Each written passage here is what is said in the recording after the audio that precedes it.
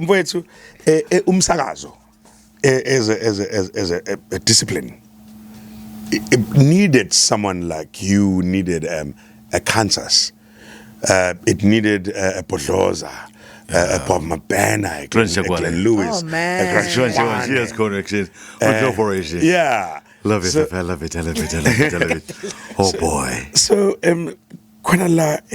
when you say these people are born, yes, bakhulu endaweni ethile. Like, and you wonder, because now most people mention Mr. Magic kungenela kumsomluko wavula iprovince yonke yatrenda leyanto et ni how. What was his childhood like? Yeah. This person okwazi ukulapha ngephimbo lakhe into ayishoyo abakhangisi bathembe yena emncintiswano bathembe yena yonke. Who is this person? Linda Sbiya, Mr. Magic. Before he was Mr. Magic, we got Linda Bush. Yeah. So now it's a funny thing, ne? Yeah. Because now sesibamba beqinda bazami yabo. Now I'm getting to the perspective entsha mangizwa ngabo. Yeah. About yourself. Yeah, about me, about nje ito zami. Ulinda Sbiya eshowe bethi kukhula ingane ekhaya uyingane njani. Uthena wazala kuma wesithathu. Angisazi kahle ngestory sakhe, but umuntu engimazi uyasazi noZipho. Hey, your sister. Dadabo ka Mr. Magic. Someone welcome to him sakazweni. Yebo kunjani? Siyaphila mami, unjani wena? Santo. Siyaphila. Hey, bayenza inkinga uma nobaba la basilethela lo muntu omphakathi wezwe. Ulinda Sbiya Mr. Magic othandwa ngisho naye salakazi emakhaya ensimini othandwa ingane euniversity athandwa elokishini athandwa emakhaya olapha abantu bathi umuntu uyayikhunga amente ubani uLinda Sbiya ongichazela nje mangithatha ngibeke uLinda Sbiya ekhaya show sibiza ngomeshendoda igama laqhamuka kubaba unezinto nje owayezenza ekhombisa ukuthi uyindoda futhi umuntu ekhaya uNkulunkulu ampha ukuthi abe nomqondo adlule ngisho thina esibadala. Kumanje simhlonipha njengomuntu omdala kanti uyaselama ngendlela uSimakade amhle ngayo. Isiphiwo esikhulu nje nanokuthi ngambona sesesikoleni ngoba mina bengiphambili. Ngiyalapho ke sisi niqale nini ukusibona lesiphiwo kuyena ekhule ehamba egcekeni ucha lo ungaka Jehova lo kunento ethile ehleli kuyena niqale nini ukubona into enjengaleyo mami? Ngiqale ukubona esikoleni ngisese primary ngiphambili kancane kuyena ngoba ngidala waqala wenza ama SDN lokhu inkonzo lezi Transgender Christian Movement. Waqala wenza khona inkonzo wajika lapho singelilanga ngibona senza iconcert lokho ukuthi I dance reading ngekho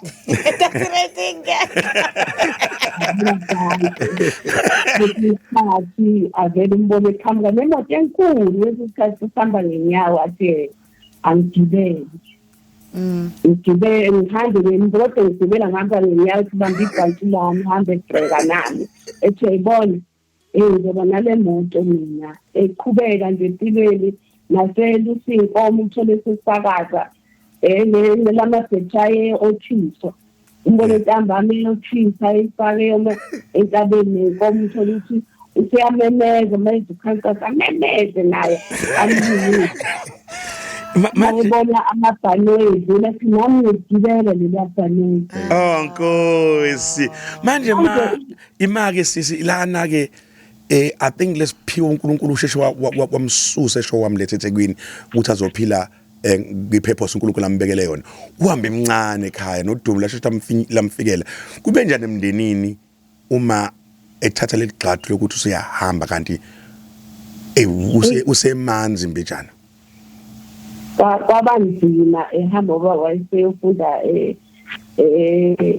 high school engasekhaya wafunda isonto elilodwa wathena useyahamba uyeThekwini baba wathi mama uzokwenzekani uma uyakhona ukuthi hayi ngicabanga ukuthi khonto engosiyengenza kwalikhulu ngima emshiya kanti umuntu wayekhaliphile egcekeni mhlawumbe enzi into eziningi wahamba-ke waya kubaba sesibuzwa-ke ngelilanga nenze nje ngoMaragwane ethi khona isizo khona la Khosini ezokufika ngo-8 ebusuku wathi make sihlale silalele kanti uyena isililo esaqhuma lapho ukuthi khona umuntu wasekhaya uNkulunkulu asemphakamisile ngendlela esasiyona waphakama njalo-ke abazali bethu bazobahamba emhlabeni lokho kungiphikisela umoya njengoba ekhaya ukuphakamise kakhulu ngisho namanje abazali bethu bengekho uyena futhi oqhubekayo ekhaya yaliphakamisa akayekanga ukuphakamisa ikhaya kuphela bephakamisa ngisho nendawo yangakithi makuqhamuka yena ngakithi kuba ngathi qhamuka inkosi yakhona ngoba ufike amotivate nabantu ekhaya khona sebeqhubekile ngempilo ngomlomo wakhe nje kuphele nga-100% nanokuthi uma ukhuluma nje uma ikhuluma nami nabantu basendaweni siyahlonipha kakhulu ngoba uyezwakala iphimbo lakuthi impi iyaqhubeka ingakho nje engithi uNkulunkulu akaqhubeke naye futhi insizwa enkulu nanokuthi mayeshela noma yini kodwa ivele uthi ena angisabi uNkulunkulu khona ingakho ngizabhala ukuthi sinotondla niyamkhulekela kodwa ekhaya babuye bamnephuze ngenxa yobukhulu iminenhle besipho sakhe usathani uyafika bamnephuze ngoba akathandi ngoba thina simelele ngaye usibiya so usathani uattack yena ngoba uyazi uyinsika yethu niyamkhulekela ekhaya uma kwenzeke izicela amandla ekhaya kisesibe njani isimo uma engaphansi kokuhlaselwa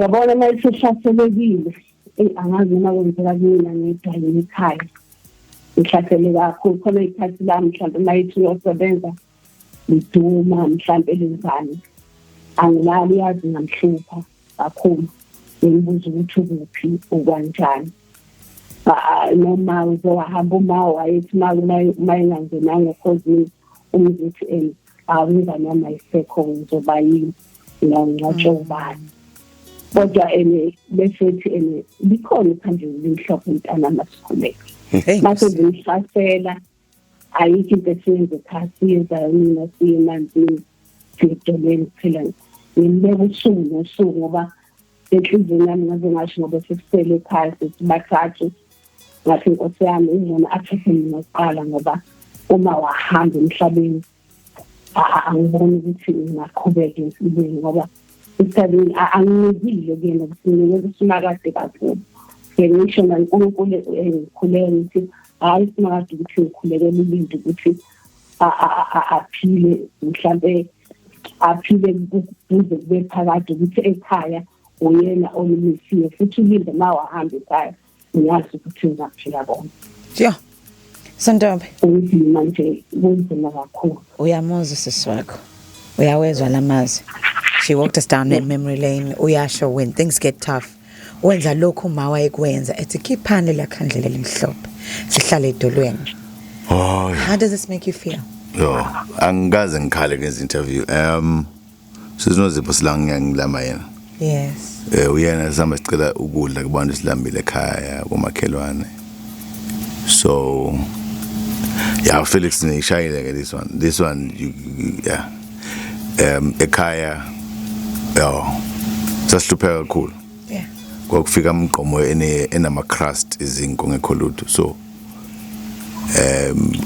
mombuza ngihlala ngekhaya I spend most of my time ekhaya because is la engithola khona strength ila ngithola khona amandla so nilethe umuntu she's my friend more than a sister sikhuleka naye sithandaza naye uma simbuza ukuthi ngathandaza ekhaya izindlu sise udaka ngayi round ngathi la kuzophuma izindlu so mase ngakhile manje ekhaya ngengibona ukuthi uNkulunkulu uyalalela. Yeah. Abaningi ngihle ngimadabukela ngithi motivation bayifunda kakhulu eBhayibhelini. Mina motivation ngiphilile. I know what is it ukungena kuma trials and tribulations. Sure. So kulethu noZipho we best friends. Sikhuluma every day mhlambe usuku liyaphela sikhuluma ka7 noma ka10. Ilangla nakhona amandla ke man nilethe umuntu orong ongikhalisa because amandla ami ngolanda kuyena. Uyena noZipho. So and ukhula ngangifunda ekhaya ngenza ama competition ngamakhandlela esikoleni ngibonisa izingane. So ingakho ngithi mawukhuluma ngeradio meshe ekhuluma ama battery ngangibeka phezulu kwendlu.